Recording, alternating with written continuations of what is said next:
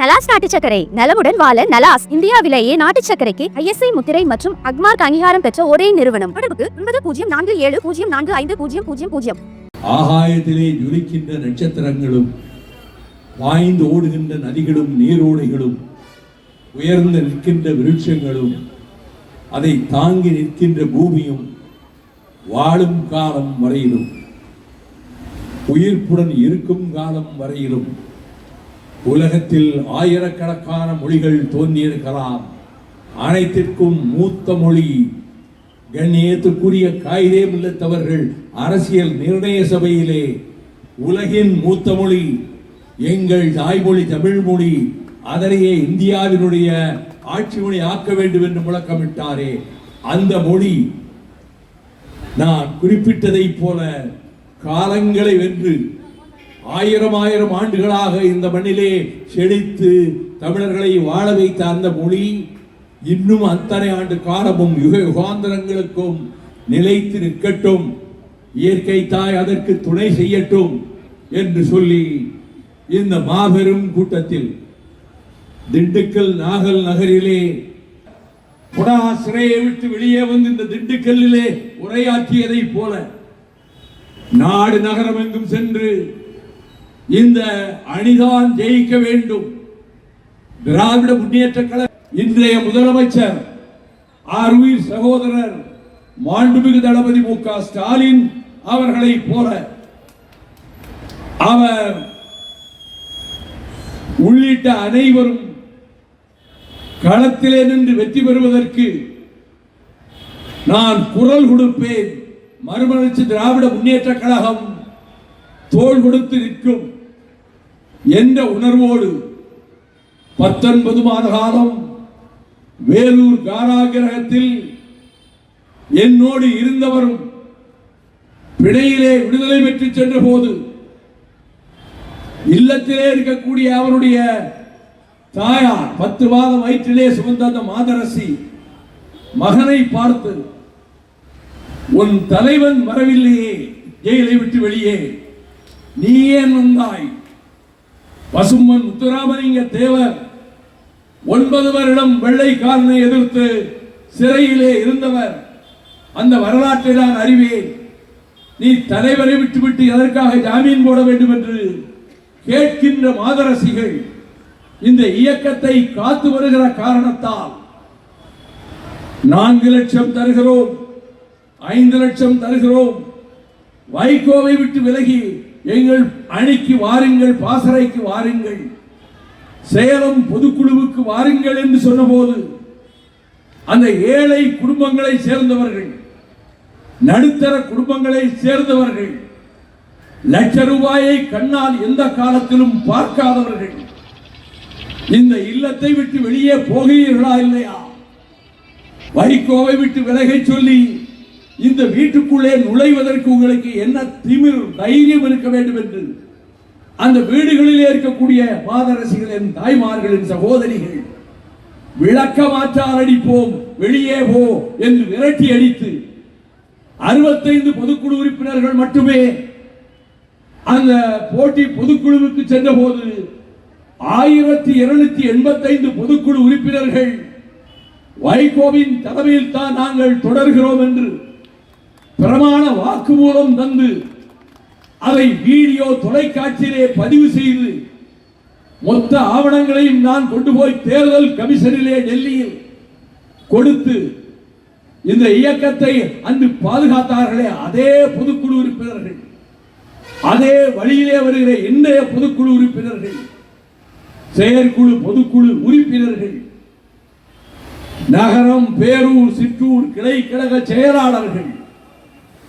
அவர்கள்தான் இந்த இயக்கத்தை சோதனைகள் அடுக்கடுக்காக வந்தாலும், இடர்கள் தொடர்ந்து எங்கள் மீது பாய்ந்தாலும், துரோகங்கள் அவ்வப்போது தலை காட்டினாலும் அதை எல்லாம் தகர்த்து தரைமட்டமாக்கி தவிடுபடியாக்கி இந்த மறுமலர்ச்சி திராவிட முன்னேற்ற கழகத்தை காக்கின்ற காவல் தெய்வங்கள் கழகத்தின் கண்மணிகள் தான். வைகோ இந்த கட்சியை நான் பாதுகாத்து விடவில்லை, என் சகோதரர்கள், சகாக்கள், தோழர்கள் அவர்கள் இந்த இயக்கத்தை 31 ஆண்டு காலமாக காத்து வருகிறார்கள். நான் 8 வயதில் மகாத்மா காந்தியடிகளினுடைய பேரன் முன்னிலையில் என் கலிங்கப்பட்டி கிராமத்தில் எப்படி மேடையில் உரையாற்ற வேண்டும் என்று ஆசிரியர்கள் சட்டமுத்தரும் மாணிக்க வாசகமும் கடையெழு வள்ளல்களை பற்றி எழுதி தந்ததை மனனம் செய்து கொண்டு அந்த தாளை பார்த்து படிக்காமல் பல்லாயிரக்கணக்கான மக்கள் மத்தியிலே நான் பேசிய போது அதனை இந்தியிலே மொழிபெயர்த்து காந்தியாரின் பேரனுக்கு அவர்கள் சொன்னபோது என்னோடு நாளை மறுநாள் சுற்றுப்பயணம் வருவாரா அந்த பிள்ளை, திருநெல்வேலியிலே இந்த பையனை பேச வைக்க வேண்டும் என்று சொன்னபோது அவரது தந்தையாரும் வீட்டாரும் இதை ஒப்புக்கொள்ள மாட்டார்கள் என்று சொல்லி அதன் பிறகு பள்ளியிலே பேச்சாளன், சவேரியார் கல்லூரியிலே பேச்சாளன், மாநில கல்லூரியிலே பேச்சாளன் என்ற முறையில் நான் மாநில கல்லூரியில் முதுகலை பொருளாதாரம் முதலாண்டு படித்துக் கொண்டிருந்த போது ஆகஸ்ட் 15 சுதந்திர திருநாளன்று பெருந்தலைவர் காமராஜர் அகில இந்திய காங்கிரஸ் கமிட்டியின் தலைவர் சென்னைக்கு வருகிறார். 10,000 மாணவர்களை சந்திக்கிறார். அந்த கூட்டத்தில் வரவேற்புரை ஆற்றுவதற்கு உங்கள் கல்லூரியில் உள்ள சிறந்த பேச்சாளனை அனுப்பி வையுங்கள் என்று அன்றைய சென்னை பல்கலைக்கழகத்தினுடைய துணை வேந்தர் நேத்து சுந்தர வடிவேலு, பெரியாரின் வழிவந்த சுந்தர வடிவேலு அங்கிருந்து தகவல் அனுப்ப எங்கள் முதல்வர் பிஜிஎல் சுவாமி என்னை அழைத்து வைஸ் சான்சலர் கேட்டிருக்கிறார், நீ ஆகஸ்ட் 15 ராஜாஜி மண்டபத்துக்கு எதிரே பல்லாயிரக்கணக்கான மாணவர்கள் முன்னிலையில் பெருந்தலைவர் காமராஜரை வரவேற்று நீ பேச வேண்டும் என்று உத்தரவிட அதன்படியே நான் அங்கு சென்று 12 நிமிடங்கள் நான் வரவேற்புரை ஆற்றிய பிறகு பலத்த கரமொழி இடி முழக்கமென மாணவர்கள் மத்தியிலே எழுந்த பின்பு பெருந்தலைவர் காமராஜர் அவர்கள் அவருக்கே உரிய பாணியில் ஒரு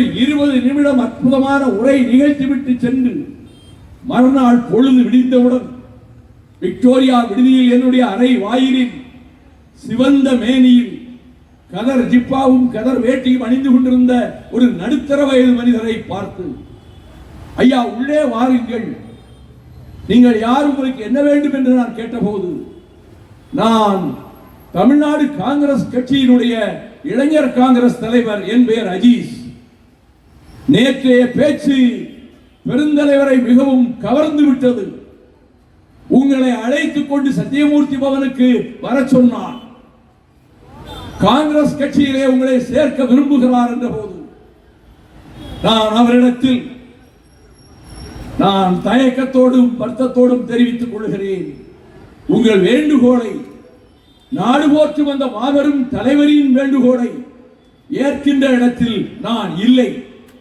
நான் காங்கிரஸ் குடும்பத்திலிருந்து வந்தவன் தான்.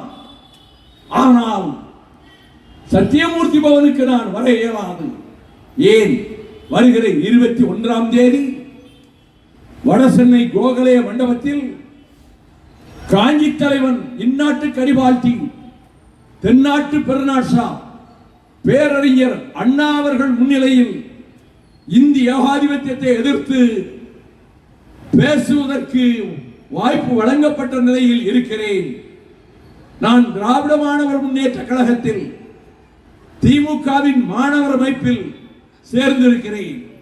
உங்கள் அழைப்பை ஏற்க இயலாது என்று சொன்னபோது வாடிய முகத்தோடு வருத்தத்தோடு அஜீஸ் அவர்கள் திரும்பி சென்றார்கள். ஆகஸ்ட் 21 கோகலே மண்டபத்தில் நான் பேசி முடித்து அண்ணன் விருதுநகர் சீனிவாசன் அவர்களோடும் மொழிப்போர் தளபதி அண்ணன் எல் கணேசன் அவர்களோடும் நுங்கம்பாக்கம் அண்ணா வீட்டுக்கு அந்த இரவு பொழுதிலே கூட்டமடிந்து சென்ற போது பேரறிஞர் அண்ணா அவர்கள் என்னை பார்த்து, நீ நன்கு பேசினாய், உனக்கு எந்த ஊர், எந்த மாவட்டம் என்று கேட்க, திருநெல்வேலி மாவட்டம் சங்கரங்கோவில் தாலுக்கா கலிங்கப்பட்டி என்கின்ற ஒரு சிறிய கிராமம், அங்கிருந்து வந்து நான் மாநில கல்லூரியிலே பொருளாதார முதல் நிலையிலே முதல் ஆண்டு படித்துக் கொண்டிருக்கிறேன் என்று சொன்னேன். அப்படித்தான் தொடங்கியது திராவிட இயக்கத்தோடு என்னுடைய தொடர்பு. 30 ஆண்டுகள் பேரறிஞர் அண்ணா அவர்களை அவரது மறைவுக்கு பின்னர் இந்த முத்தமிழை காக்கின்ற அறிஞர் டாக்டர் கலைஞர் அவர்களை நெஞ்சில் நேசித்து 25 முறை திராவிட முன்னேற்ற கழகத்தினுடைய படை வீரராக சிறைச்சாலைக்கு சென்று திமுக கழகத்தினுடைய மேடை பேச்சாளராக ஆயிரம் ஊர்களுக்கு சென்று இரவு வேளைகளிலே பேசி முடித்துவிட்டு பேருந்திலே உட்கார இடம் கிடைக்காமல் நின்று கொண்டே பலகல் தொலைவு பயணித்து அந்த இயக்கத்தினுடைய சுகதுக்கங்களிலே பங்கேற்று 25 முறை சிறைச்சாலையிலும் திமுக கழக கண்மணிகளை என் உயிரான சகோதரர்களாக கருதி அவர்களை பராமரித்ததும் விசா கொட்டடியிலே 8 மாதம் பாளையங்கோட்டை சிறையிலும் 4 மாதம் சேலம் சிறையிலும் நான் அடைக்கப்பட்டு அதன் பின்னர் 1978 வருடத்தில் டாக்டர் கலைஞர் அவர்கள் என்னை முதலாக மாநிலங்களவைக்கு அனுப்ப மீண்டும் 90ஆம் ஆண்டிலே 84ஆம் ஆண்டிலே 2வது முறையாக ராஜ்யசபாவுக்கு அனுப்ப 3வது முறையாக 1990 மாநிலங்களவைக்கு அனுப்ப நான் இதய சுத்தியோடும் விசுவாசத்தோடும் நன்றி உணர்ச்சியோடும் எனக்கு அந்த பாக்கியத்தை வாய்ப்பை கொடுத்த டாக்டர் கலைஞர் அவர்களை திராவிட முன்னேற்ற கழகத்தை என் உயிரினும் மேலாக நேசித்து வந்த காலகட்டம் மறக்க முடியாதது. இந்த திண்டுக்கல் நகரிலே நடைபெற்ற சம்பவம் என்னை மறக்க விடாமல் செய்கிறது. டாக்டர் கலைஞர் அவர்களும் அவரது துணைவியார் தயாளு அம்மையாரும் பாண்டியன் துரித வண்டியிலே மதுரையிலே இருந்து புறப்பட்டு சென்னை செல்வதற்காக வந்தபோது அந்த குளிர்சாதன வசதி செய்யப்பட்ட முதல் வகுப்பு பெட்டியில் 2 பேர் பயணிக்கக்கூடிய அந்த 2 berth கோப்பை அது ஒரு மந்திரிக்காக ஒதுக்கப்பட்டிருந்தது.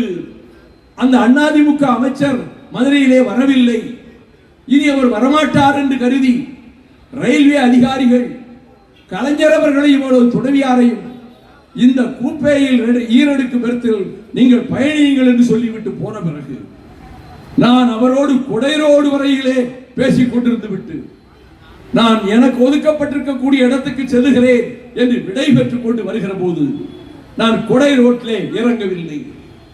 திண்டுக்கல் வந்தது. எந்த திண்டுக்கல்? வீரத்தாய் வேலுநாச்சியார் ஹைதர் அலியிடம் பயிற்சி பெற்றாரே அந்த திண்டுக்கல்லில் ஊமைத்துறை தன் படை தளங்களோடு எந்த மலையின் உச்சியிலே போய் நின்றானோ அந்த திண்டுக்கல்லில் இந்திய நாடாளுமன்ற வரலாற்றில் ஒரு நாடாளுமன்ற இடைத்தேர்தலில் புரட்சி தலைவர் நான் நின்று கொண்டிருக்கிறேன். வாசலில் அமைச்சர் வந்துவிட்டார் என்று ரயில்வே அதிகாரிகள் ஓடி வருகிறார்கள். அமைச்சர் தனக்கு ஒதுக்கப்பட்ட 2 berth கூப்பே வேண்டும் என்று கேட்கிறார்.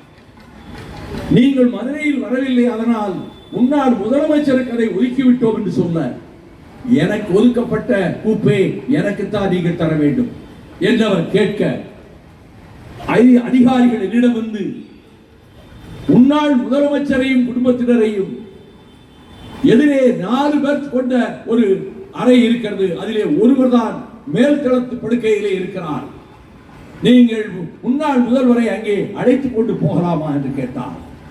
நீங்கள் தானே மதுரையிலே அவர்களுக்கு இடம் கொடுத்தீர்கள், அமைச்சர் போகட்டும் என்ற இடத்துக்கு, என்னுடைய தலைவரே போக வேண்டும் என்று நான் கேட்க, அவர்கள் அமைச்சர் மறுக்கிறார் என்று சொல்ல, புறப்பட வேண்டிய ரயில் தாமதமாகிவிட்டதால் பெரும் கூட்டம் திண்டுக்கல் பிளாட்பாரத்திலே வந்து நிற்க, அவர்களிடத்தில் நான் நடந்ததை சொல்ல, அவர்கள் கலைஞர் வாழ்க என்று முழக்கமிட, நான் 4 berthகள் கொண்ட அந்த அறையிலே மேல்கட்டிலே படுத்திருந்த ஒரு நபரை போய் தட்டி எழுப்பினேன். அவர் ஆங்கிலத்திலே கேட்டார். எழுந்து உட்கார்ந்து, வாட் டு யூ வாண்ட், உங்களுக்கு என்ன வேண்டும்? என்னை ஏன் எழுப்புகிறீர்கள் என்று. நான் ஒரு நாடாளுமன்ற உறுப்பினர். எங்கள் கட்சியினுடைய தலைவர், இந்த நாட்டினுடைய முன்னாள் முதலமைச்சர் குடும்பத்தோடு இதே பெட்டியிலே குப்பையிலே வருகிறார். அது முதலில் ஒரு அமைச்சருக்கு ஒதுக்கப்பட்டிருந்ததாம். அமைச்சர் மதுரையில் வரவில்லை. எனவே எங்கள் தலைவருக்கு கொடுத்து விட்டார்கள். இப்பொழுது தனக்கு தனிமை வேண்டும் என்று கேட்கிறார். ஐ வாண்ட் பிரைவசி என்று கேட்கிறார். அதற்கு நான் என்ன செய்ய வேண்டும் என்றார். நீங்கள் எனக்கு ஒதுக்கப்பட்ட தூங்கும் வசதி கொண்ட குடிசாதன வசதி பெட்டியிலே என்னுக்கு ஒதுக்கப்பட்ட இடத்திலே நீங்கள் பயணித்தால் இந்த அறை 4 பெர்த்துகளும் கொண்ட இடமாக காலியாகிவிடும். பிரச்சனைக்கும் ஒரு முற்றுப்புள்ளி வரும் என்று உடனே ஒன்றும் சொல்லாமல் அவர் சொன்னார். நான் குஜராத்தில் பிறந்தவன், கலிபோர்னியாவிலே மருத்துவராக இருக்கிறேன். I am doctor. நான் கன்னியாகுமரிக்கு போய்விட்டு திரும்ப ஊர் போக வேண்டுமென்றாக சென்னை நோக்கி போய் கொண்டிருக்கிறேன்.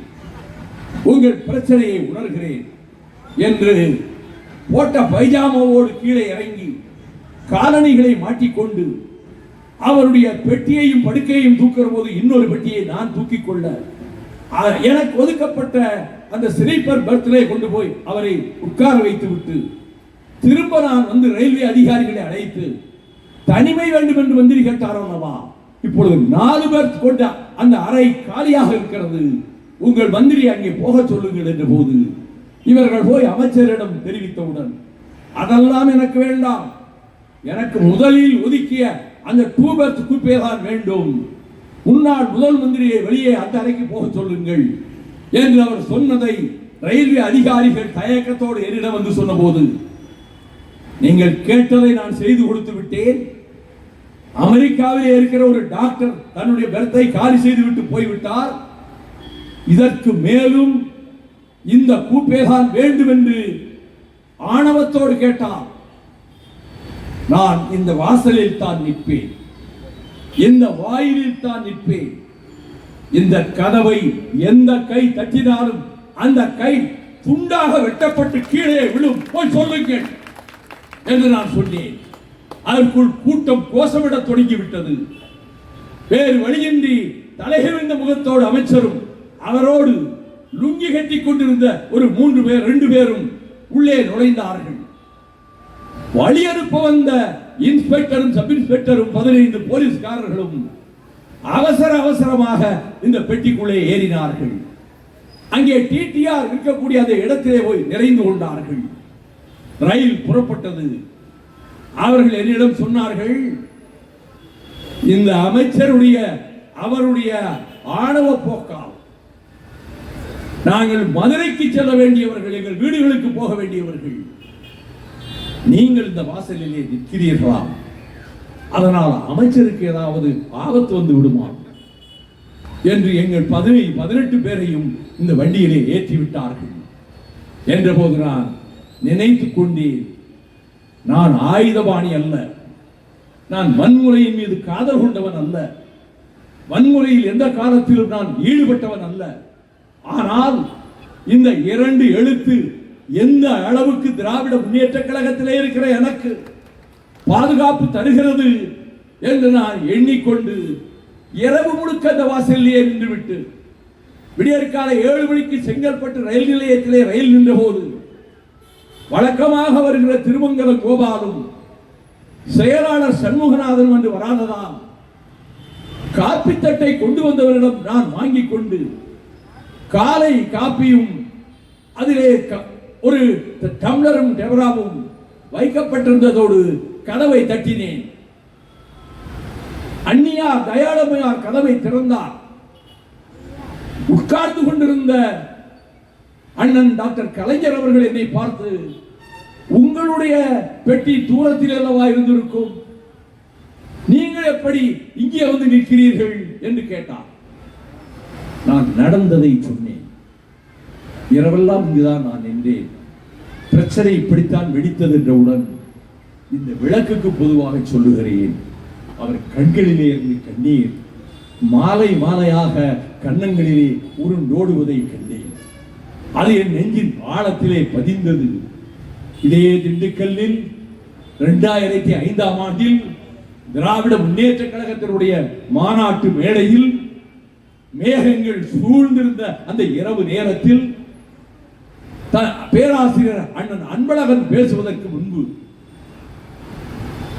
தளபதி ஸ்டாலின் அவர்கள் பேசுவதற்கு முன்பு என்னை பேச அழைத்தவுடன் நான் 20 நிமிடம் என் உரையை அங்கே தருகிற போது என்னை அறியாமல் நான் உணர்ச்சி பொங்க வெடித்த போது அதை முடித்து மழை வருகிற காரணத்தால் அடுத்து பேராசிரியர் பேசுவார் என்று சொன்னவுடன் பேராசிரியர் 5 நிமிடத்திலே பேச்சை முடித்துக் கொண்டு அமர நிறை உரையாக திராவிட முன்னேற்ற கழகத்தினுடைய தலைவர் டாக்டர் கலைஞர் அவர்கள் பேசும்போது, தம்பி நீ பேசும்போது நீ என்னை திரும்பி பார்க்கவில்லை, என் கண்களிலே இருந்து கண்ணீர் வழிந்த வண்ணம் இருந்தது என்று 9 முறை என் பெயரை அந்த பேச்சிலே உச்சரித்து, தம்பி உன்னை நான் இழந்தேனா, என்னை நீ இழந்தாயா என்று கேட்ட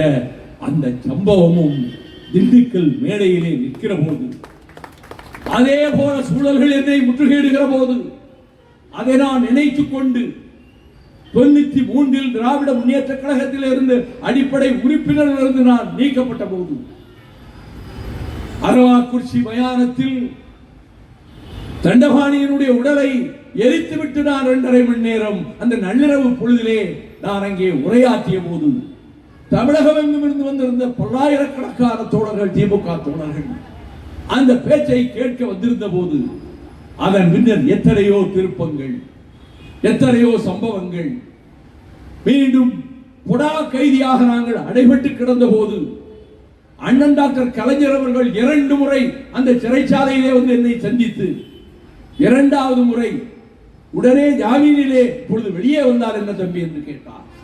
நான் உச்ச நீதிமன்றத்தில் வழக்கு தொடுத்திருக்கிறேன், பேச்சுரிமைக்காக வழக்கு தொடுத்திருக்கிறேன்.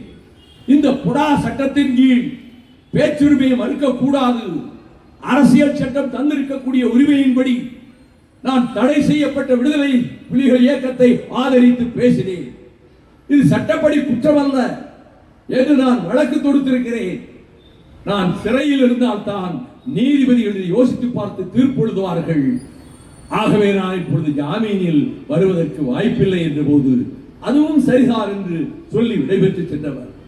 நாடாளுமன்ற தேர்தல் தேதி அறிவிக்கப்பட்டவுடன் அதே பூவிருந்தவல்லி பொடா நீதிமன்றத்தில் என்னை தாமதமாக கொண்டு போய் 1 மணிக்கு சேர்த்தார்கள் காவல் அதிகாரிகள். உள்ளே மின்விசிறி ஓடவில்லை, கடுமையான வெயிலில் வேர்த்து கொட்டிக் கொண்டிருக்கிறது. அங்கே அமர்ந்திருக்கிறார் திமுக தலைவர் டாக்டர் கலைஞர். ஏன் இங்கிருந்து உட்கார்ந்துருக்கீங்க? இந்த வெயில்ல வேன் இல்ல, ஒண்ணும் இல்ல, எதுக்காக இருந்து உட்கார்ந்துருக்கீங்க? நீங்க ஜாமீன் வரமாட்டேன்னு சொன்னீங்களாமே, தேர்தல் வந்து விட்டதே, பிரச்சாரத்துக்கு நீ வர வேண்டாமா? ஆகவே நான் சொல்லுகிறேன், பிணைக்கு மனு போட்டு உயர்நீதிமன்றத்திலே பிணை விடுதலை வாங்கிக் கொண்டு வந்து சேர்ந்து பிரச்சாரத்தை மேற்கொள் என்று சொன்னபோது அதனை கட்டளையாக ஏற்றுக்கொண்டு உயர்நீதிமன்றத்திலே பிணை மனு தாக்கல் செய்து நான் அதன்படி விடுதலை செய்யப்பட்டு வந்து 61 நாட்கள் தமிழகத்திலே இருக்கக்கூடிய அத்தனை நகரங்களிலும் பேரூர்களிலும் 61 நாட்கள் நான் பிரச்சாரம் செய்தேன். நள்ளிரவு பிறகு 10 மணி வரையில் பல்லாயிரக்கணக்கான மக்கள் கூட்டம். நான் எந்த ஊருக்கு போனாலும் 1.25 வருடம் சிறையில் இருந்தவனை பற்றி பத்திரிகைகள் எழுதியிருந்த காரணத்தால் திரண்டு வந்த மக்களிடம் உதயசூரியனுக்கு ஓட்டு போடுங்கள், திராவிட முன்னேற்ற கழகத்தை ஆதரியுங்கள் என்று பேசி பிரச்சாரம் முடிந்து தேர்தலில் அத்தனை இடங்களிலும் திராவிட முன்னேற்ற கழகமும் கூட்டணி காங்கிரசும் வெற்றி பெற்று அது குறித்து இந்து ஆங்கில ஏடு ஒரு பக்கத்துக்கு ஒரு கட்டுரை எழுதி இந்த இமாலய வெற்றி திமுக அணிக்கு கிடைத்ததற்கு என்ன காரணங்கள், 5 காரணங்கள் வெட்டி செய்தியாக போட்டு 5 காரணங்கள் என்று சொல்லி 3வது காரணமாக வைகோஸ் கேம்பெயின் த்ரூஅவுட் தி ஸ்டேட், மாநிலம் முழுவதும் வைகோ செய்த பிரச்சாரம் இந்த வெற்றியை தேடி கொடுத்தது என்று சங்கொலி பத்திரிகை அல்ல, முரசொலி பத்திரிகை அல்ல, நடுநிலை ஏடான இந்து ஆங்கில ஏடு இப்படி வர்ணித்திருந்தது. அப்படித்தான் என்னுடைய பொது வாழ்வில் எத்தனையோ பிரச்சனைகள், சந்தர்ப்பங்கள், நான் எதை பற்றியும் எப்பொழுதும் சுயநலமாக நான் சிந்தித்தது கிடையாது. இப்பொழுது இந்த கூட்டத்தின் வாயிலாக நான் சொல்லிக் கொள்கிறேன். விவசாயிகளினுடைய துயரத்தை, மீனவ பெருங்குடி மக்களினுடைய கண்ணீரை இந்த திண்டுக்கல் கூட்டத்திலே நான் விவரிக்கப் போகிறேன் என்ற தலைப்பை கொடுத்திருக்கிறோம்.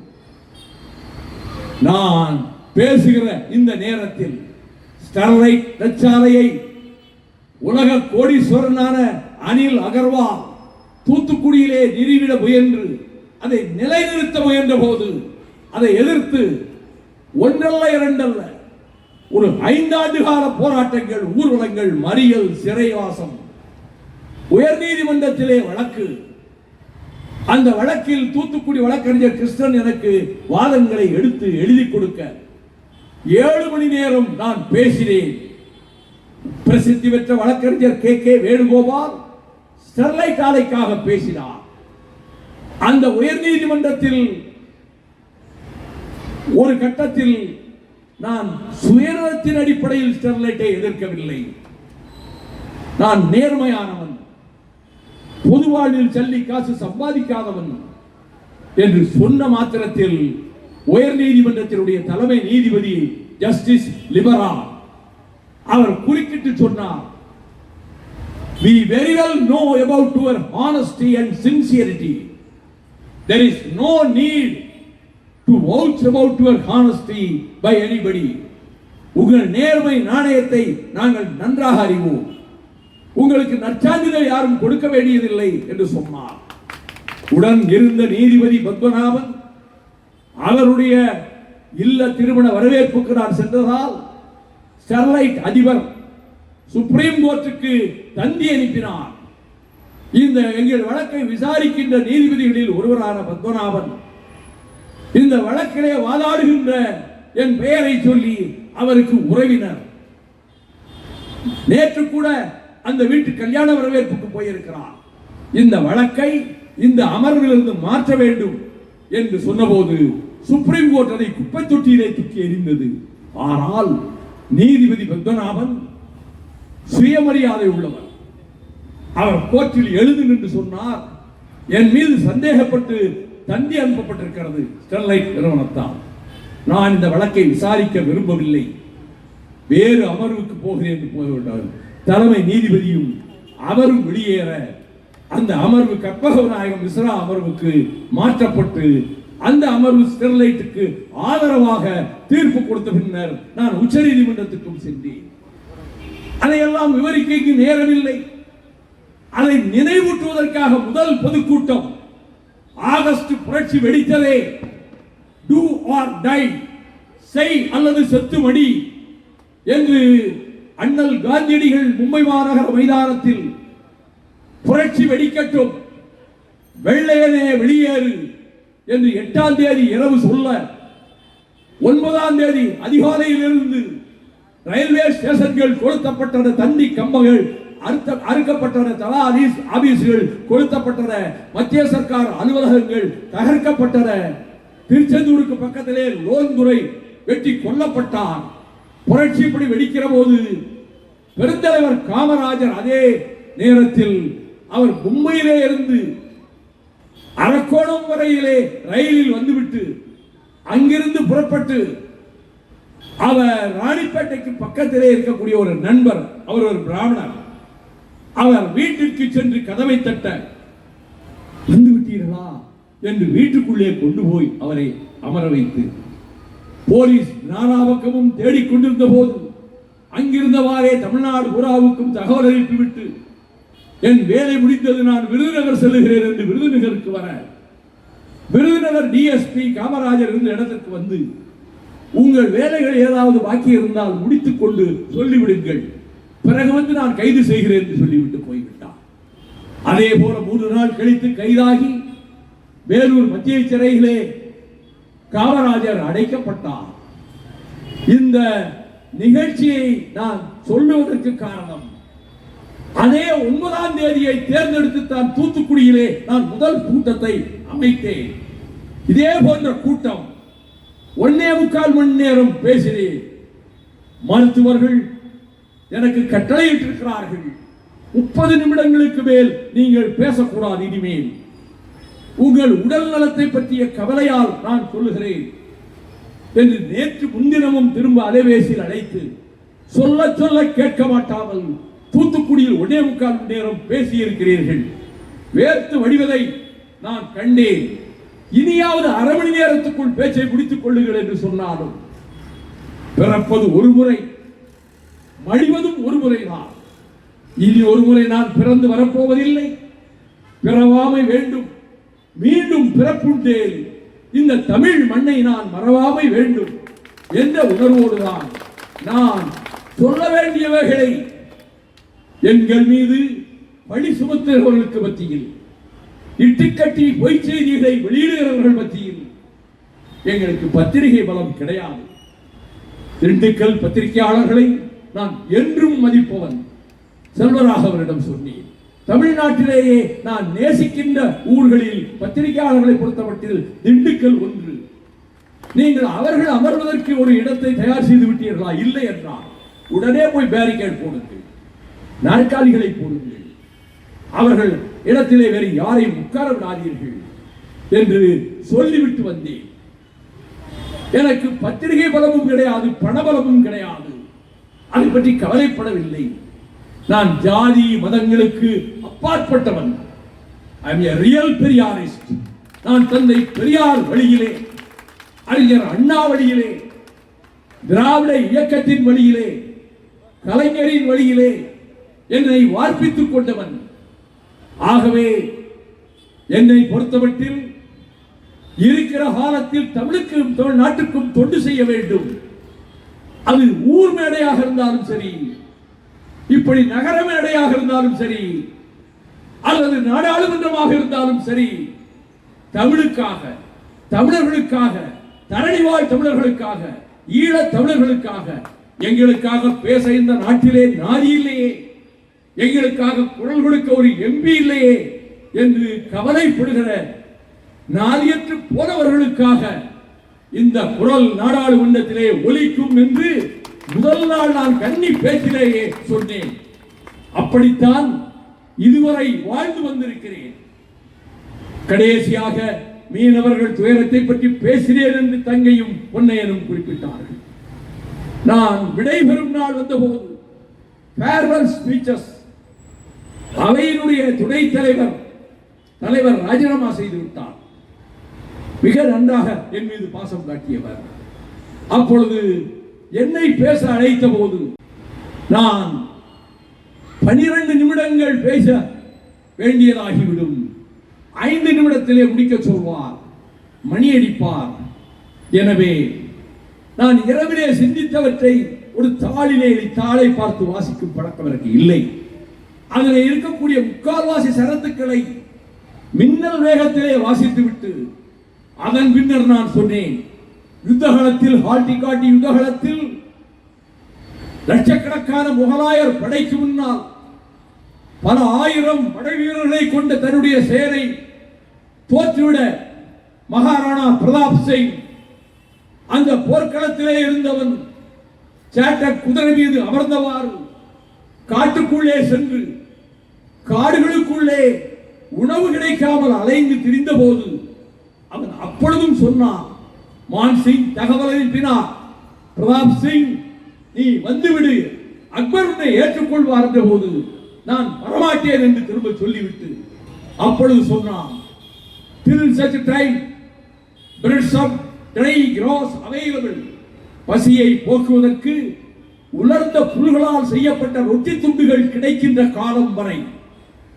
till such time water in streams available, ஓடும் நீரோடைகளில் இருக்கக்கூடிய தண்ணீர் என் தாகத்தை தணிக்கின்ற காலம் வரையில், till such time I breathe the air of this atmosphere, இந்த மண்டலத்திலே உலவுகிற காற்றை நான் சுவாசிக்கின்ற சக்தி என் சுவாச கோஷங்களுக்கு இருக்கின்ற கடைசி நிமிடம் வரையில் I will raise my sword for the liberation of my motherland, என் தாய்நாட்டை விடுவிப்பதற்காக நான் உயர்த்திய வாளை கீழே போட மாட்டேன் என்று சொன்ன கவிதையை மேற்கோள் காட்டிவிட்டு ராஜ்யசபையில் அந்த முதல் 3 வரிகளையும் திரும்ப சொல்லி அதே போலத்தான்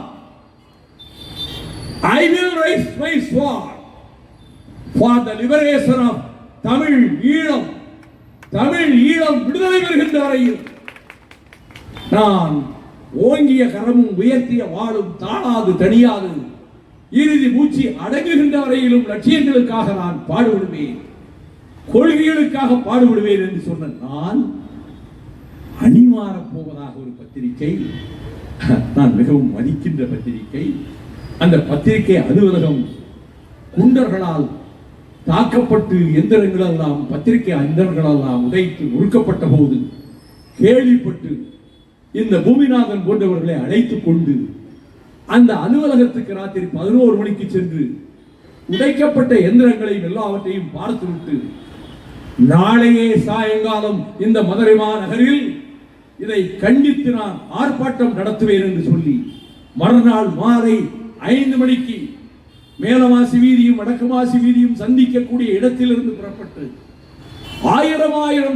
தொண்டர்களோடு தோழர்களோடு அந்த பத்திரிகை அலுவலகத்தை தாக்கிய கொடுமையாளர்களே, அக்கிரமக்காரர்களே, பத்திரிகை அலுவலகத்தை தாக்குவது என்பது ஜனநாயகத்தினுடைய மூச்சுக்காற்றை தடுப்பது என்பதாகும் என்று எந்த பத்திரிகைக்காக நான் பேசினேனோ அந்த பத்திரிகை திருச்சி வெளியீட்டிலே நியாயத்தை சொல்லுகிறது, திருச்சி பதிப்பிலே நடுநிலை வகிக்கிறது, வேலூர் பதிப்பிலே நடுநிலை வகிக்கிறது. ஆனால் திண்டுக்கல் பதிப்பிலே எப்படி என்று எனக்கு தெரியவில்லை. சென்னையிலும் மதுரையிலும் இந்த சாதாரணமானவனை, ஒரு சாமானியனை, கோடிக்கணக்கான மக்கள் ஆதரவு எனக்கு கிடையாது. நான் உயர்ந்த பதவிகளை என்றைக்கும் யாசித்ததும் இல்லை. தலைமை அமைச்சர்கள் என்னை சொன்ன போது நான் ஒரு கால மந்திரியாக மாட்டேன் என்று சொன்னதை இங்கே நினைவுபடுத்தினார்கள். அப்படிப்பட்ட என்னை, எங்கள் இயக்கத்தை பாரதிய ஜனதா கட்சியோடு கூட்டணி வைப்பதற்காக மதிமுக பாடுபடுகிறது. திருச்சி எம்பி பிரதமரை சந்திக்கிறார். அணி மாறுவதற்காக இந்த நிகழ்ச்சிகளை செய்கிறார்கள் என்று பத்திரிகை எழுதியிருந்தது. என்னுடைய தோழர்களுக்கு வருத்தம், என்னுடைய தம்பிமார்களுக்கும் சகோதரர்களுக்கும் சகோதரிகளுக்கும் வருத்தம். நம்மை பற்றி ஏன் இப்படி தூற்றுகிறார்கள்? நாம் என்ன தீங்கு செய்தோம்? யாருக்கு? எங்களை இவ்வளவு மோசமாக சித்தரித்து அதுவும் அணிமாற போகிறோம் என்று சொல்லுகிறார்களே, நான் அணிமாறுகிறவன். பிஜேபியோடு கூட்டணி வைத்திருந்தேன், நரேந்திர மோடியோடு நேசக்கரம் கொண்டிருந்தேன்.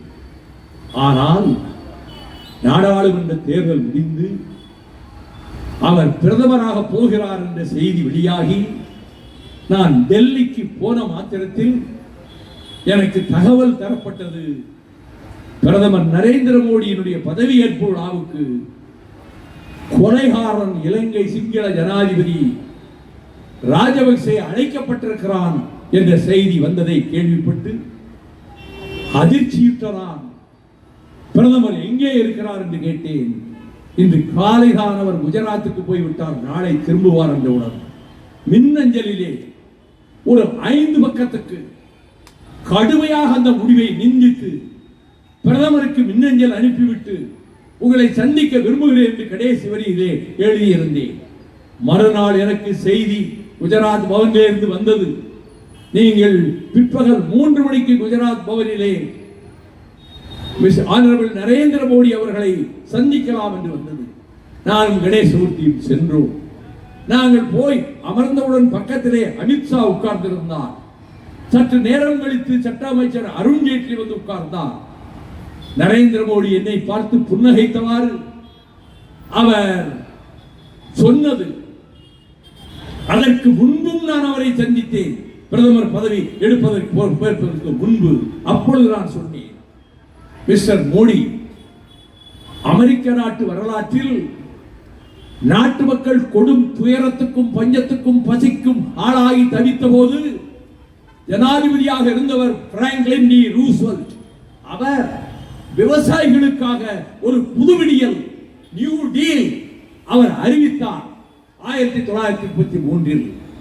அந்த நியூ டீல் மூலமாக விவசாயிகள் பயன்பெற்றார்கள், பஞ்சம் ஒழிந்தது, தொழிலாளர்கள் பயன்பெற்றார்கள், அமெரிக்கா பின்னர் குபேர உரி ஆகியது.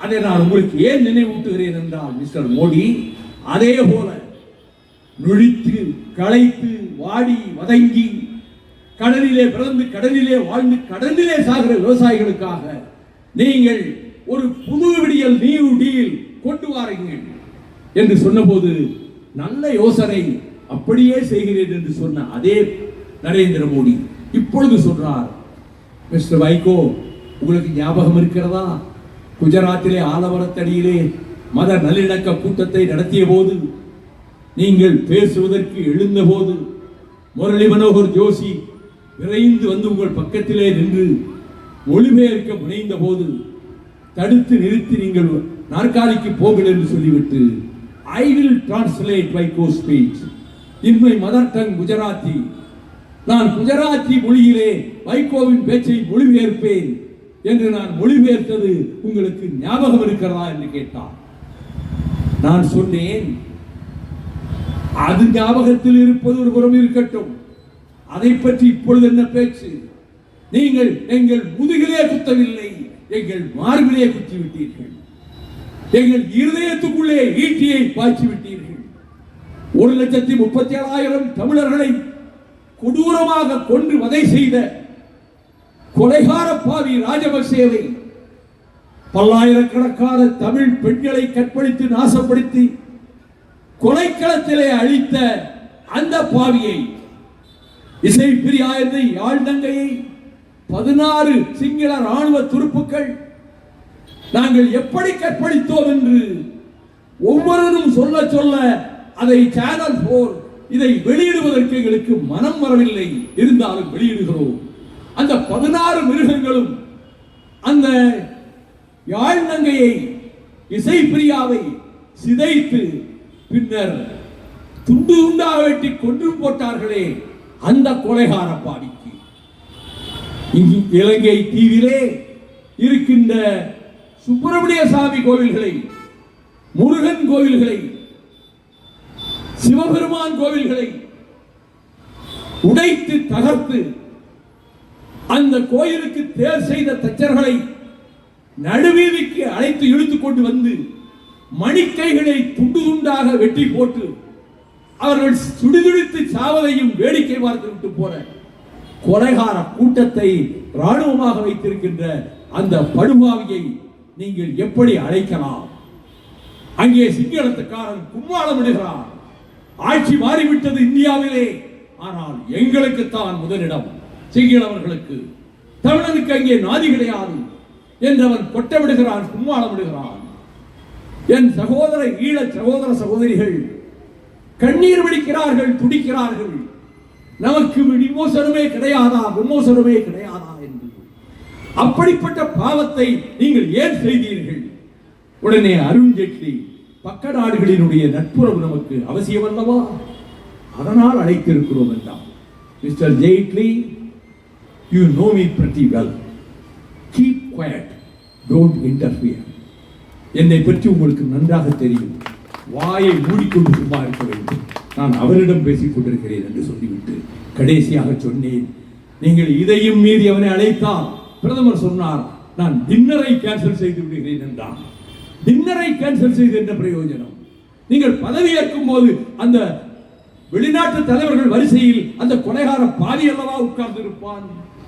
இந்த முடிவை நீங்கள் மாற்றாவிடில் இப்பொழுதே தெரிவிக்கிறேன், அந்த நாளில் நீங்கள் பதவியேற்க இருக்கிற 26ஆம் தேதி காலையில் ஆயிரக்கணக்கான என் சகோதரர்களை அழைத்துக் கொண்டு ஜந்தர் மந்தரிலே முழக்கமிட்டு புறப்பட்டு பாராளுமன்றத்தை நோக்கி கருப்பு கொடிகளுடன் உங்கள் ஆட்சி ஒழிக என்று கோஷமிட்டுக் கொண்டு நாங்கள் செல்வோம் என்பதை அறிவிக்கிறேன். இந்த நிமிடமே உங்களோடு இருக்கிற கூட்டணியை துண்டிக்கிறேன்.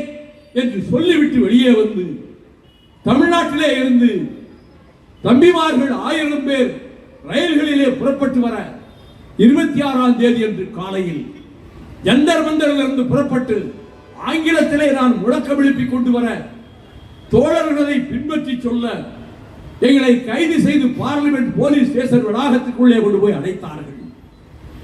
அப்பொழுது ஐஜி ஆஃப் பிரிசன்ஸ் அவர் அறைக்கு வர சொல்லி அழைப்பனுப்பினார். நான் சென்றேன். ஐ ஆம் தி ஐஜி ஆஃப் பிரிசன்ஸ் ஹியர். உங்களை பற்றி எனக்கு நன்றாக தெரியும். உங்கள் பாராளுமன்ற பேச்சுக்களை படித்திருக்கிறேன். உங்கள் மீது மரியாதை வைத்திருக்கிறேன். நீங்கள் இந்த நாற்காலியிலேயே உட்கார்ந்து கொள்ளலாம். வேண்டாம் ஐயா, என் தோழர்களோடு அந்த மரத்தடியிலே போய் உட்கார்ந்து கொள்கிறேன். ஒரு உதவியை செய்யுங்கள்.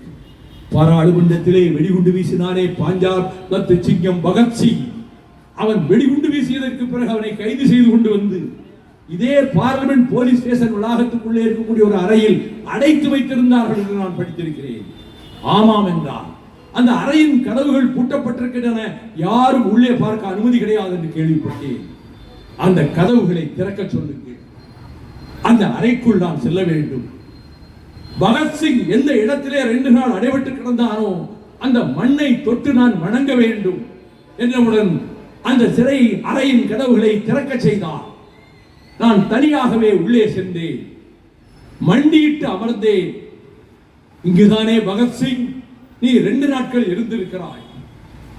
தூக்கு மேடைக்கு போகிற போதும் எங்கள் கண்களை கட்டாதீர்கள், எங்கள் உடம்பிலே எங்கள் கழுத்திலே தூக்கு கயிறு ஏற்றப்படுகிற போது நாங்கள் இந்த பூமியை பார்த்தவாறே சாக வேண்டும் என்று சொன்னானே, அந்த பகத்சிங்கே நானும் வாழும் வரையிலும் உனக்கு இருந்த உணர்ச்சியில் ஒரு துளியளவாவது எனக்குத்தான், கோடியில் ஒரு பகுதியாவது எனக்குத்தான்.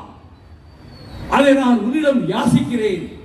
இந்த மண்ணை தொட்டு வணங்கி நான் யாசிக்கிறேன் என்று பிரார்த்தனை செய்துவிட்டு நான் வெளியிலே வந்தேன். கூட்டணி மறுநாள் அன்றே முடிந்தது. கூட்டணியை அன்றே உதறிவிட்டேன். நான் கொள்கைகளுக்காகவும் லட்சியங்களுக்காகவும் மறுமலர்ச்சி திராவிட முன்னேற்ற கழகத்தை இயக்கி வருகிறவர். என் சகாக்களும் அப்படியே. நாங்கள் கூட்டணி ஒரு சில காலகட்டங்களிலே மாறியதற்கு காரணங்கள் இருக்கலாம், தவறுகளும் இருக்கலாம். நான் மறுக்கவில்லை. To err is human. பிழை செய்வது மனித இயல்பு. அதை போல நான் தவறு செய்திருக்கலாம். ஆனால் 8 ஆண்டுகளுக்கு முன்பு முடிவெடுத்து சனாதன இந்துத்துவ சக்திகளும் பாரதிய ஜனதா கட்சியும் தமிழ்நாட்டிலே காலூன்ற முயல்கின்றன. இந்துக்களும் இஸ்லாமியர்களும் அண்ணன் தம்பிகளாக சகோதரர்களாக வாழுகிற இந்த திருநாட்டில் ஜாதிமத துவேஷத்தை ஏற்படுத்தி சிறுபான்மை மக்களை, கிறிஸ்தவர்களை, முஸ்லிம்களை ஓட்டுரிமை இல்லாதவர்களாக்கி கொடுமைப்படுத்துகின்ற முடிவோடு இருக்கக்கூடிய பாரதிய ஜனதா கட்சியினுடைய துணை அமைப்புகள் அலகாபாத் என்று சொல்லப்படுகிற பிரயாக் நகரில் 2 ஆண்டுகளுக்கு முன்னாலே ஒரு பிரகடனம் வெளியிட்டார்கள். தர்ம சன்சத் என்கின்ற அந்த மாநாட்டில் 32 பக்கம் அந்த பிரகடனம். உங்களில் யாருக்கும் தெரியாது, தலைவர்கள் சொல்வது கிடையாது. அந்த பிரகடனத்தில் முதல் வரி என்ன தெரியுமா? இனிமேல் இந்த நாட்டை இந்தியா என்று அழைக்க கூடாது, பாரத் என்றுதான் அழைக்க வேண்டும். 2வது வரி என்ன தெரியுமா? இந்த நாட்டிலே முஸ்லிம்களுக்கும் கிறிஸ்தவர்களுக்கும் இனிமேல் ஓட்டுரிமை கிடையாது. 3வது வரி என்ன தெரியுமா? தலைநகரம் டெல்லியிலிருந்து மாற்றப்பட்டு வாரணாசிக்கு மாற்றப்படும். அடுத்த வரி என்ன தெரியுமா?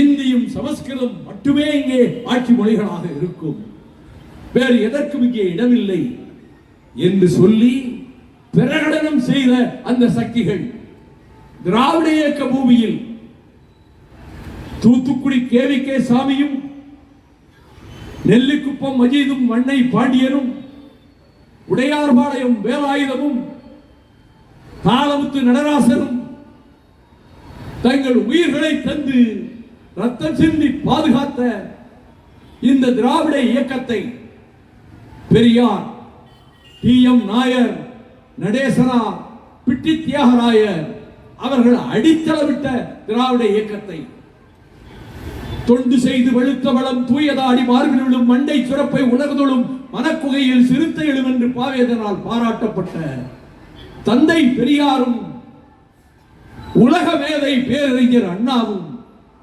கட்டி காத்து வளர்த்த திராவிட இயக்கத்தை அண்ணாவின் மறைவுக்கு பிறகு முத்தமிழறிஞர் டாக்டர் கலைஞர் அவர்களால் பாதுகாக்கப்பட்ட திராவிட இயக்கத்தை அதற்கு எந்த விதமான கேடும் வரவிடாமல் தடுப்பதற்காகவே நாங்கள் இந்த முடிவை எடுக்கிறோம். திமுக கழகத்தோடு கரம் கோர்க்கிறோம், திமுக கழகத்தோடு தோழமை கொள்கிறோம் என்று நான் அறிவித்தேன். அதன்படியே நடந்து வருகிறேன். இன்று வரை திராவிட மாடல் ஆட்சியை பற்றி ஒரு சொல் நான் விமர்சித்தது கிடையாது. சின்ன சின்ன தவறுகள் இருக்கக்கூடும், நான் விமர்சிக்க மாட்டேன். நான் கூட்டணியிலே இருந்து கொண்டு அந்த இயக்கத்தை ஆதரிக்கிறேன். முதலமைச்சரை பாராட்டுகிறேன், பாராளுமன்றத்திலேயே பாராட்டினேன். இந்தியாவுக்கு வழிகாட்டக்கூடிய ஒரு நல்லாட்சியை தமிழ்நாட்டின் முதலமைச்சர் தளபதி ஸ்டாலின் நடத்தி கொண்டிருக்கிறார் என்று பாராட்டினேன். அதே உணர்வோடுதான் இன்றைக்கும் இருக்கிறோம், நாளையும் இருப்போம். எத்தனை சீட்டுகள், எத்தனை இடங்கள் என்ற வாதங்களுக்குள்ளே செல்ல நான் விரும்பவில்லை. ஒரு முடிவெடுத்தோம், திராவிட இயக்கத்தை பாதுகாக்க முடிவெடுத்தோம். அந்த முடிவிலே உறுதியாக இருப்போம் என்றுதான் நாங்கள் முடிவெடுத்து இங்கே இருந்து கொண்டிருக்கிறோம். கிட்டத்தட்ட 1500 விவசாயிகளை, கரும்பு விவசாயிகளை பாதுகாப்பதற்காக டெல்லியிலே பேரணி ஏற்பாடு செய்து அவர்கள் அனைவரையும் பொன்னையன் அவர்களோடு அனுப்பி வைக்க சென்ட்ரல் ஸ்டேஷனிலே வழியனுப்பிவிட்டு டெல்லி சென்று அவர்கள் போராடுகிற இடத்துக்கே சென்று உரையாற்றி அதற்கு பிறகு திருச்சி ஐயா கண்ணு ஒரு 100க்கும் மேற்பட்டவர்களை அழைத்துக் கொண்டு சென்று கொதிக்கும் வெயிலில் கொட்டும் குளிரில் பனியில் அந்த சாலையிலே 45 நாட்கள் அவர்கள் அங்கே போராடினார்கள். ஒரு நிமிடம் கூட மோடி சர்க்காரின் ஒரு மந்திரி அங்கே வரவில்லை, எட்டி பார்க்கவில்லை.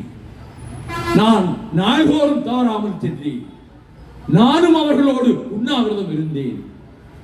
விவசாயிகளின் துயரத்தை தீர்ப்பதற்கு MS சுவாமிநாதனுடைய பார்முலா படி மினிமம் சப்போர்ட் பிரைஸ், குறைந்தபட்ச விலை என்பது உற்பத்தி செலவோடு பிளஸ் 50% ஆஃப் தட் காஸ்ட். இதுதான் MS சுவாமிநாதன் போட்ட பார்முலா. விவசாயிகளின் பொருட்களுக்கு என்ன விலை நிர்ணயிக்க வேண்டும் என்று சொன்னதை இந்த அரசு ஏற்றுக்கொண்டதா? இல்லை. விவசாயிகளுக்கு விரோதமாக கிட்டத்தட்ட 700 விவசாயிகள் செத்திருக்கிறார்கள். பஞ்சாப், ஹரியானா மாநில விவசாயிகள் டெல்லியிலே வந்து 4 வருட காலமாக போராடி கொண்டிருக்கிற காலத்தில் 700 விவசாயிகள் மடிந்திருக்கிறார்கள். இந்த டெல்லி அரசு விவசாயிகளின் நலனை காவு கொடுத்த அரசு. அந்த விவசாயிகளின் துயரம் நீங்க வேண்டுமெனில், அந்த விவசாயிகளினுடைய துன்பம் நீங்க வேண்டுமெனில் அவர்கள் செய்கிற உற்பத்தி செய்கிற பொருளுக்கு விலை நிர்ணயம், மினிமம் சப்போர்ட் பிரைஸ் இப்படி இருக்க வேண்டும். அதை போல பயிர் காப்பீடு, கிராப் இன்சூரன்ஸ் விவசாயிகளுக்கு கிடைப்பதில்லை. ஒரு ஊரிலே 50 பேர் பயிர் காப்பீடு செய்திருந்தாலும் அந்த ஊர் முழுக்க பயிர் காப்பீடு செய்யவில்லை என்று சொல்லி அந்த 50 பேருக்கும் அந்த இன்சூரன்ஸ் பணம் காப்பீட்டை தருவது கிடையாது இந்த அரசு. இவையெல்லாம் விவசாயிகளுக்கு இழைக்கப்படுகின்ற கொடுமைகள். அவர்கள் வாடி இந்த நாட்டிலேயே நாதியற்றவர்கள் யார் தெரியுமா? மேலி பிடிக்கும் விவசாயிகள். இந்த கை மேலி பிடித்த கை கழிக்கப்பட்டிருக்கிறது. இந்த கை கலப்பையை மண்ணிலே ஆழ உழுத கை. இந்த கை இரட்டை காளைகள் கமலை வண்டியை இழுத்துக் கொண்டு செல்ல, கமலையை கீழே இருந்து தண்ணீரை ஏற்றி கொண்டு செல்ல அந்த கமலை வண்டியை ஓட்டிய கை இந்த கை. உரங்களை நிலத்தில் போடுவதற்காக காடி வண்டிகளிலே அந்த உரத்தை போட்டு நல்ல கண்ணாயிரத்து காளைகள், என் வீட்டிலே 50 காளைகள் இருந்தன, 50 பசுக்கள் இருந்தன, ஒரு பெரும் கூட்டமே இருந்தது. அதை மேய்ப்பதற்கு 2 பேர் இருந்தார்கள். இன்று எதுவும் கிடையாது. வெற்றிடமாக இருக்கிறது. அந்த இடங்கள் எல்லாம் விற்றாகிவிட்டது. அப்படி விவசாயத்துக்காக போராடுவன் மட்டுமல்ல, ஒரு விவசாயத்தை செய்தவன் நான். அந்த உணர்வோடு தான் விவசாயிகளை வஞ்சிக்கிறது மோடி அரசு. தமிழக அரசுக்கு அதிகாரம் இல்லை, அவர்கள் வஞ்சிக்கிறார்கள். அதை போலவே மீனவ சமுதாயத்தை சகோதரர்கள் இதுவரை 840 பேர் இலங்கை கடற்படையால் கொல்லப்பட்டிருக்கிறார்கள். 1993 ஆண்டு நவம்பர் 26ஆம் தேதி. எப்படி தேதியை ஞாபகமாக சொல்லுகிறாய்?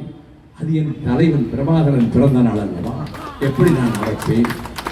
பார்லிமெண்ட் ராஜ்யசபாவிலே கொஸ்டின் அவரில் ஃபர்ஸ்ட் கொஸ்டின் என்னுடைய கொஸ்டின். நட்சத்திர கேள்வி, முதல் கேள்வி என்னுடைய கேள்வி. அபூர்வமாகத்தான் அப்படி வாய்ப்பு கிடைக்கும். நான் டெல்லிக்கு முதல் நாளே விரைந்து சென்றேன். காலை கேள்வி நேரத்தில் கேள்வியை தொடுத்தேன்.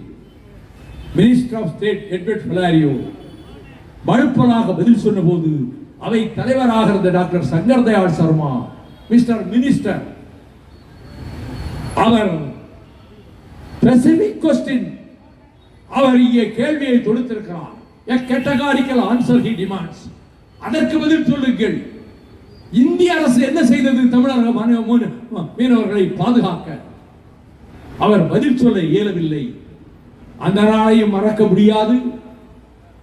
அதை போலவே தமிழக மீனவர்களுக்காக நான் வாதாடி கொண்டிருக்கக்கூடிய காலகட்டங்களில் எத்தனையோ முறை தடையீடுகள் வந்தன, தடைகள் வந்தன. அவற்றையெல்லாம் மீறிக்கொண்டு தேர்தல் நடக்கிறது. 2011 மறுமலர்ச்சி திராவிட முன்னேற்ற கழகம் தேர்தலை புறக்கணித்து விட்டது. நாங்கள் போட்டியிடவில்லை என்று அறிவித்து விட்டோம். ஸ்டெர்லைட் ஆலையிலே ஆய்வு நடக்கிறது. சுப்ரீம் கோர்ட் உத்தரவுப்படி என்னையும் இந்த ஆய்வுக்கு அழைத்து செல்ல வேண்டும் என்று உத்தரவு போடுகிறது. நானும் வழக்கறிஞர் தேவதாசும் ஸ்டெர்லைட் ஆலைக்குள்ளே செல்லுகிறோம். தகவல் வருகிறது, கிரிக்கெட் மேட்சிலே இலங்கை தோற்றுவிட்டது. 4 நாட்களுக்கு முன்னாலே இலங்கை கடற்படையில் நமது மீனவர்களை பார்த்து, நாங்கள் தோற்றால் நீங்கள் கடலுக்குள் வருகிற போதே உங்களை கொலை செய்வோம் என்று மிரட்டி இருக்கிறார்கள். ஆகவே தேவாலயத்துக்கு சென்று ஜெபம் செய்துவிட்டு தன் மனைவியிடம், நான் கடலுக்கு போகிறேன், அவன் சொன்ன மாதிரி எங்களை கொன்று விடலாம், இருந்தாலும் கர்த்தரைகளை காப்பாற்றட்டும் என்று நீ ஜெபம் செய்து கொள் என்று சொல்லிவிட்டு போன 4 பேரும் இலங்கை கடற்படையினரால் கொல்லப்பட்டு அவர்களினுடைய உடல்கள் கடல் ஓரத்திலே மிதந்தன. ஒரு உடல் யாழ்ப்பாண கரையிலே போய் ஒதுங்கியது. இதை கேள்விப்பட்டு ஸ்டெர்லைட் ஆய்வை ஒரு நாள் நான் கலந்து கொள்ளாமல் நேரடியாக வந்து தங்கச்சி விடத்துக்கு வந்து அந்த மீனவர்கள் நூற்றுக்கணக்கானவர்கள் என்னோடு சொல்ந்து கொள்ள, அங்கிருந்த தாய்மார்கள், பக்கத்து ஊர் வரை வந்த அரசியல் கட்சி தலைவர்கள் துக்கம் கேட்கக்கூட இங்கே வரவில்லை, ஓட்டு கேட்டுக் கொண்டிருக்கிறார்கள். நீங்கள் ஒருவர் தான் இங்கே வந்திருக்கிறீர்கள் என்று சொல்ல, நான் ஒவ்வொரு வீட்டிலும் துக்கம் கேட்டுவிட்டு கடைசியாக ஒரு வீட்டுக்கு சென்ற போது அந்த தாய்மார்கள் சொன்னார்கள், இவள் கணவன் கொல்லப்பட்டு விட்டான், அவன் தான் தேவாலயத்துக்கு போய் இப்படி சொன்னவன். இந்த பெண் அனாதை, சொந்த வீடு கிடையாது, தாய் தந்தை கிடையாது, ஒரு பெண் குழந்தை 3 வயதிலே இருக்கிறது, வருமானமும் இல்லை, நீங்கள் ஏதாவது அவர்களுக்கு பாதுகாக்க ஏற்பாடு செய்யுங்கள் என்ற போது, அவசியம் நான் செய்கிறேன் அம்மா என்றவுடன் தலைகவிழ்ந்து உட்கார்ந்திருந்த அந்த சகோதரி நிமிர்ந்து என்னை பார்த்தாள். பயப்படாதேப்பா, கணவன் போய்விட்டான், மீண்டு வர மாட்டான், கணவனை இழந்தோருக்கு காட்டுவது இல்லை என்று சங்க இலக்கியமே சொல்லுகிறது. உனக்கு வருமானத்துக்கு வழி செய்கிறேன், ட்ரைனிங் ஸ்கூல்லே உன்னை சேர்த்து விடுகிறேன், நீ ஆசிரியை பயிற்சி பள்ளியிலே முடித்துக் கொண்டு ஆசிரியை வேலை பார்த்து உன்னை காப்பாற்றிக் கொள்ளலாம், குழந்தையையும் காப்பாற்றிக் கொள்ளலாம் என்று சொல்லி ட்ரைனிங் ஸ்கூல் அதிபராக அன்று இருந்து இப்பொழுது திமுகவில் வந்து சேர்ந்து விட்ட அன்வர் ராஜா அவர்களை தொடர்பு கொண்டு ஒரு இடம் வேண்டும் உங்கள் ட்ரைனிங் ஸ்கூல்லே என்று கேட்டபோது, மற்றவர்களிடம் வாங்குகிற கட்டணத்திலே பாதி அளவை குறைத்துக் கொண்டு அந்த பெண்ணை அங்கே படிக்க வைத்து அவள் ஆசிரியை பயிற்சி முடிந்து இப்பொழுது ஒரு ஆசிரியையாக இருந்து கொண்டிருக்கிறாள். குழந்தையும் வளர்ந்து பள்ளிக்கூடத்துக்கு போய் கொண்டிருக்கிறார். ஆக மீனவ சமுதாயத்திற்காக நாம் பாடுபடுவது ஒன்றும் பெரிதல்ல. ஆனால் கச்சத்தீவு தாரைவார்க்கப்பட்டு விட்டதால் நமது மீனவர்கள் கொல்லப்படுகிறார்கள். கடலுக்குள் செல்ல முடியவில்லை. இந்தியாவின் பிரதமராக ஐக்கிய குஜராத் இந்தர்குமார் குஜரால் இருந்தபோது நான் எம்பி அல்ல, நான் துண்டு சீட்டை கொடுத்தேன். செக்ரட்டரியிடம் உள்ளே அனுப்பினார். உங்களை பிரதமர் அழைக்கிறார் என்று சொன்னார்கள்.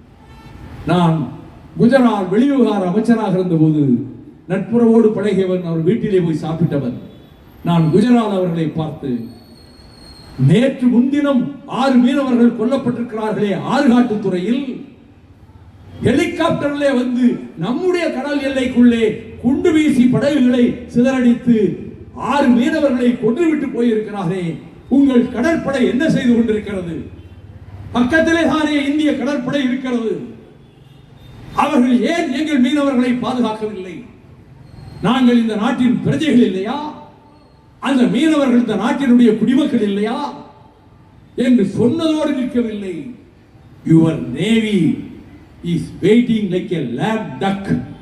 ஒரு நொண்டி வாத்தை போல இந்திய கடற்படை அங்கே இருந்து கொண்டிருக்கிறவுடன் அவருக்கு தாங்க முடியாத ஆத்திரமும் கோபமும் வந்து, yes, I will close this interview, உங்கள் நேர்காணலை முடித்துக் கொள்கிறேன் என்றவுடன் ரொம்ப மகிழ்ச்சி, இதை பற்றி நான் கவலைப்படவில்லை, நான் சொல்ல வேண்டியதை சொல்லிவிட்டு வந்தேன் என்று வந்தேன். என்றும் மீனவர்களுக்கு பாதுகாப்பில்லை. அவர்கள் துயரத்தை தணிப்பதற்காக, விவசாயிகள் துயரத்தை தணிப்பதற்காக மறுமலர்ச்சி திராவிட முன்னேற்ற கழகம் எந்நாளும் பாடுபடும், எந்நாளும் அதற்காக பணி செய்யும். தேர்தல் நேரம் மிக முக்கியமான காலகட்டம். மணிக்கூண்டுக்கு பக்கத்திலே 2004 திண்டுக்கல்லிலே நான் 1.5 மணி நேரம் பேசினேன். நாடாளுமன்ற தேர்தல் வந்தபோது இதே நாகல் நகரிலே வந்து நான் பேசினேன். இப்பொழுதும் சொல்லுகிறேன், திராவிட முன்னேற்ற கழக தலைமையிலான அந்த கூட்டணி வெற்றி பெறும். இந்திய காங்கிரஸ் கட்சியும், மார்க்சிஸ்ட் கம்யூனிஸ்ட் கட்சியும், இந்திய கம்யூனிஸ்ட் கட்சியும், விடுதலை சிறுத்தைகள் கட்சியும், இந்திய யூனியன் முஸ்லிம் லீக் கட்சியும், இப்படி இன்னும் 1-2 கட்சிகளும் சேர்ந்து இணைந்து இருக்கக்கூடிய இந்த கூட்டணி வருகிற தேர்தலில் 2026 சட்டமன்ற தேர்தலில் திமுக தலைமையில் மகத்தான வெற்றி பெறுவதற்கு மறுமலர்ச்சி திராவிட முன்னேற்ற கழகம் தோள் கொடுக்கும், பணியாற்றும். அந்த முடிவோடு, உறுதியோடு நான் உங்களை அழைக்கிறேன். என் சகோதரி அழைத்ததை போல 2 நிமிடம் இருங்கள், 2 நிமிடம். உங்களை அழைக்கிறேன், வாருங்கள் காவிரி தீரத்திற்கு, பொன்னியாற்றங்கரைக்கு, மலைக்கோட்டை நகரத்துக்கு பக்கத்தில் மறுமலர்ச்சி திராவிட முன்னேற்ற கழகம் நடத்துகிறதே பேரறிஞர் அண்ணாவின் 117வது பிறந்த நாள் விழா மாநாட்டுக்கு வாருங்கள். இந்தியாவின் தலைவர்களை அழைத்து வந்து கடற்கரையிலே மறுமலர்ச்சி பேரணி தந்தை பெரியார் பேரறிஞர் அண்ணா பிறந்த நாளுக்காக நடத்தியவன் நான். இந்திய நாட்டின் பிரதமர், உள்துறை அமைச்சர், ராணுவ அமைச்சர், பஞ்சாப் முதலமைச்சர், காஷ்மீர் முதலமைச்சர், பாட்டாளி மக்கள் கட்சி தலைவர் டாக்டர் ராமதாஸ், இத்தனை பேரையும் கடற்கரைக்கு கொண்டு வந்து லட்சக்கணக்கான கழக தோழர்களும் தமிழர்களும் நிறைந்திருக்க அந்த இடத்தில் வாஜ்பாய் பேசும்போது என் நண்பர் வைகோ கேட்டுக்கொண்டதை போல சேது சத்திர கால்வாய் திட்டத்தை எங்கள் அரசு நிறைவேற்றும் என்று பிரகடனம் செய்ய வைத்தவன் இந்த மேடையிலே நிற்பவன் தான் என்பதையும், அந்த அண்ணா பிறந்தநாள் விழா மாநாட்டுக்கு நீங்கள் வாருங்கள், அணி அணியாக வாருங்கள். இங்கே வந்தவர்களில் இளைஞர்களை பார்க்கிற போதுதான் எனக்கு உற்சாகம் பிறக்கிறது. 60 வயது 70 வயது தாண்டியவர்கள், 30 ஆண்டுகளுக்கு முன்னாலே திமுக மேடைகளில் என் பேச்சை கேட்டவர்கள், அவர்களுக்கு தெரிந்து பயனில்லை. 20 வயது 25 வயது 30 வயதுக்குட்பட்ட வாலிபர்கள் என்னையும் அறிய மாட்டார்கள், என் கடந்த கால போராட்டங்களையும் அறிய மாட்டார்கள். அவர்களை பார்க்கிற போது நான் மகிழ்ச்சி அடைகிறேன். ஏராளமான இளைஞர்கள் இங்கே வந்து கட்சியிலும் சேர்ந்தார்கள், கைத்தறி ஆடை அணிவித்தார்கள். ஒவ்வொரு இளைஞனையும் கேட்கிறேன், நீ மட்டும் வராதே, உன்னோடு 5 பேரோ 10 பேரோ இளைஞர்களை, வாலிபர்கள் எந்த கட்சியிலும் இல்லாமல் இருக்கலாம், திருச்சிக்கு அழைத்துக் கொண்டு வா, திருச்சி மாநாட்டுக்கு அழைத்துக் கொண்டு வாருங்கள். தாய்மார்களை முடிந்த மட்டுக்கும் நீங்கள் அழைத்து வாருங்கள், உங்களால் இயன்ற மட்டுக்கும். ஆகவே லட்சக்கணக்கானவர்கள் திரள போகிற திருச்சி பேரறிஞர் அண்ணா பிறந்தநாள் விழா மாநாடு வெற்றி பெறட்டும். தமிழ் குலம் தலைக்கட்டும், தமிழ் இனம் தலைக்கட்டும், தமிழ் நாட்டினுடைய ஜீவாதாரங்கள் வாழ்வாதாரங்கள் காப்பாற்றப்படட்டும் என்று இயற்கை தாயை வேண்டி இவ்வளவு நேரமும் பொறுமை காத்து அமர்ந்திருந்த பத்திரிகை நிருபர்களுக்கும் தொலைக்காட்சி நண்பர்களுக்கும் என் நெஞ்சார்ந்த நன்றியை தெரிவித்து, வாழ்க தந்தை பெரியார் புகழ், வாழ்க பேரறிஞர் அண்ணா புகழ், வாழ்க முத்தமிழறிஞர் கலைஞர் புகழ், வெல்க திராவிட இயக்கம், வெல்க தமிழ் ஈழம். நன்றி, வணக்கம்.